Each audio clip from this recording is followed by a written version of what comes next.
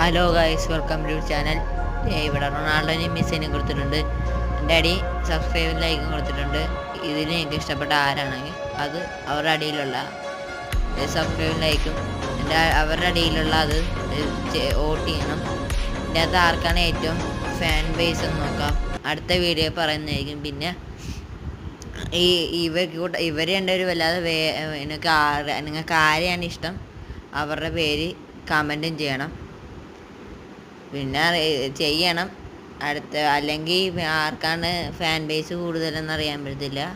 അടുത്ത വീഡിയോയിൽ കാണാം. ടാറ്റ.